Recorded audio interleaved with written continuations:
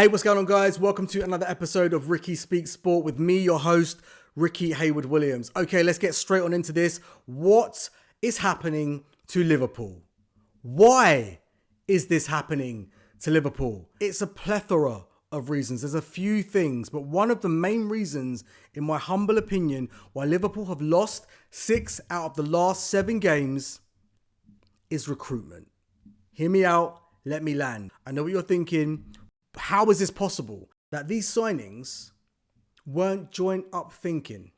With regards to how they went about signing Alexander Isak, that was a shambles, an absolute shambolic attempt at taking a player from a club. They managed it and they pulled it off, but they pulled it off in the worst possible way. And I say that because it was such a long and drawn out process that Liverpool are now bearing the brunt of that because they have a player that hasn't had a good preseason and clearly isn't fit, clearly is out of form. So if they could do it again and they knew that they were definitely going to buy him, then just give Newcastle what they want. Get him in early, get him a preseason so that when the season starts in August, he can hit the ground running, a bit like Ekitike did, and score some goals for Liverpool. They played Crystal Palace in the Carabao Cup. They're now out of the Carabao Cup after losing that game at Anfield. And if we're honest, let's look at the team that Arne Slots put out there. I think when we all saw that team, we knew Arne Slots wasn't taking that game seriously. He was looking forward or looking ahead to Aston Villa at the weekend. He was looking to Real Madrid in the Champions League. He was looking to Manchester City in the Premier League. He wasn't bothered about the Carabao Cup. Even if you put a team out to try and draw the game and get a replay, just to buy yourself a bit of time, just to stable the ship a little bit, but he didn't do that. I don't think Arne Slots is making the right selection decisions. First and foremost, Federico Chiesa. Now, I know he played in the game against Crystal Palace. That game aside, he has overlooked Chiesa time and time again when Chiesa has been one of our best attackers. He's been one of our brightest sparks. Whenever he's come on the pitch, he's always looked like he can do something. He's always looked positive. He's always looked like he can create something or score a goal or just be a positive influence on the team. And for whatever the reason it is, when it comes to the starting 11 and the main team, the main focus in the team, he leaves him out. And I think that's I think it's a bit of a sin when we consider that Mo Salah, one of our greatest players ever, isn't quite performing at the moment. He's been a very peripheral figure in the majority of games, as he was last season. But last season, he was making moments where he would win us games, but he's not doing that this season. And the team isn't functioning properly anyway. So if Mo Salah isn't contributing those magical moments, then he's not really contributing anything. So until we can figure out a way to maximize the talents of Mo Salah, which I believe are getting him on the ball in the final third at the end of moves so that he can either create for someone to score or score himself. Until we can do that for Mo Salah with this team, he's going to be ineffective because he doesn't have any pace anymore. Not the type of pace that we need from a winger. And, he doesn't really create chances for people because we can't get the ball to him. And the relationship with the right back isn't there anymore because Trent's gone. So that's a bit of a mess. Kerkez, we're not using Kerkez properly. He was bought as a marauding fullback, bomb down the wing, get crosses in, get shots off. But on the flip side of that, Andy Robertson, who we know he's not the same Andy Robbo as 2019. He has declined. However, Andy Robertson should be playing ahead of Kerkez at the moment. And I'm not saying that Kerkez shouldn't play. I'm just saying Andy Robertson should play ahead of him. He should be starting games ahead of Kerkez and give Kerkez the chance to gain his confidence and to drip feed him into the team. But he doesn't start Andy Robertson, who has a great relationship on and off the pitch with Virgil van Dijk. They're both part of the leadership group. They've won everything together. Get some stability in the back line.